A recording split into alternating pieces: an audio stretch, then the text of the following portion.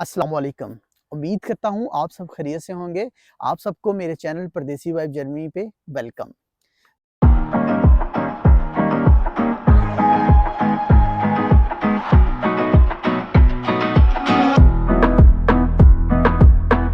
तो आज की जो वीडियो है ये बहुत ही इम्पोर्टेंट है। अगर आपने मेरी प्रीवियस वीडियो देखी है, प्रीवियस वीडियो में मैंने डिटेल से जो जर्मन का न्यू जो इमिग्रेशन सिस्टम है, पॉइंट बेस्ड इमिग्रेशन सिस्टम, उसके अबाउट मैंने एक वीडियो डाली थी, चांस कार्ड के अबाउट, अपॉर्चुनिटी कार्ड के अबाउट। तो वो काफ़ी ज़्यादा जो वो वायरल भी हुई थी, लोगों ने उसको लाइक भी किया और उसके बाद उन्होंने हमें फीडबैक भी दिया। उनके कुछ स्पेसिफिक क्वेश्चन थे, तो मैंने कहा कि उनको मैं एक नई वीडियो के अंदर कवर करता हूँ। तो चलें डायरेक्ट चलते हैं क्वेश्चन आंसर की तरफ।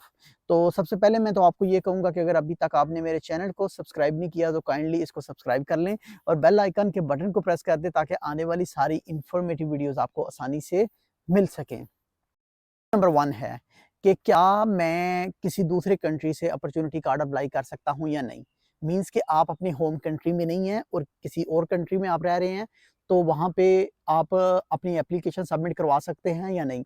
तो इसका आंसर है जी, बिल्कुल यस। आप किसी दूसरे कंट्री से अपॉर्चुनिटी कार्ड के लिए एप्लीकेशन प्रोसेस कर सकते हैं।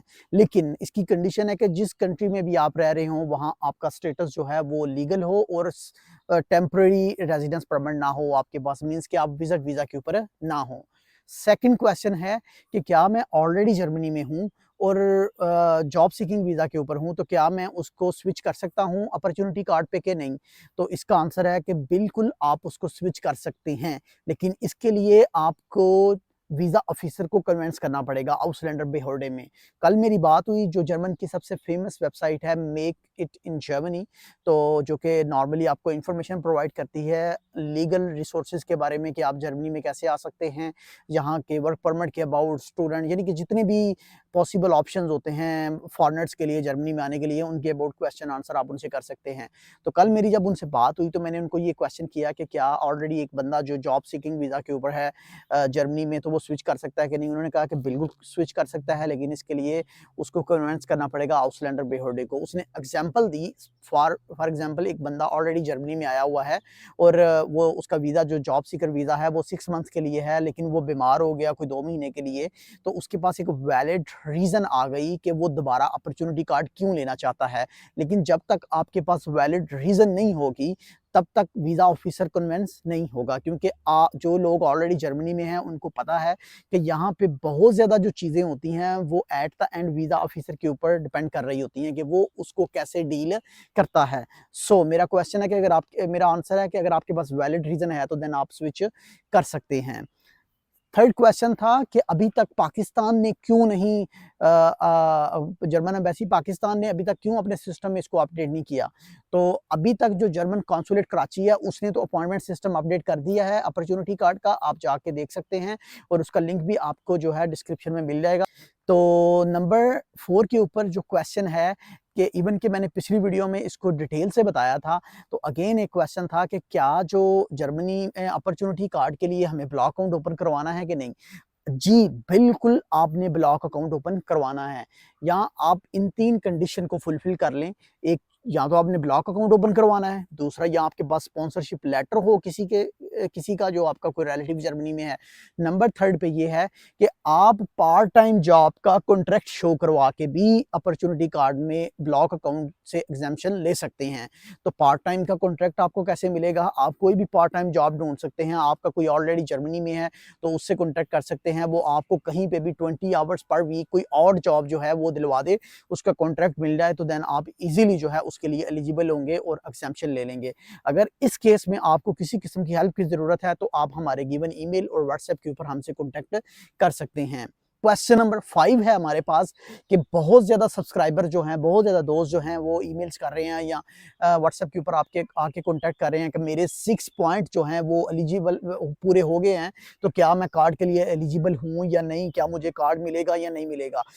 देखिए 6 पॉइंट जो हैं वो मिनिमम क्राइटेरिया है इस कार्ड का, ठीक है? इस पॉइंट बेस्ड इमिग्रेशन सिस्टम का मिनिमम क्राइटेरिया है। लेकिन इसमें गारंटी नहीं है कि आपको अपॉर्चुनिटी कार्ड मिलेगा या नहीं मिलेगा। अगर मैं इस क्राइटेरिया को देखूँ, जस्ट मैं पाकिस्तान में देखूँ, तो पूरा पाकिस्तान ही जितने भी स्टूडेंट हैं वो इसके लिए एलिजिबल हैं, क्योंकि जिसके पास भी यूनिवर्सिटी की डिग्री है उसको ऑटोमेटिकली 6 पॉइंट अवार्ड हो जाएंगे। तो फिर तो बहुत ज़्यादा आवाम जो है वो उसके लिए एलिजिबल हो गई।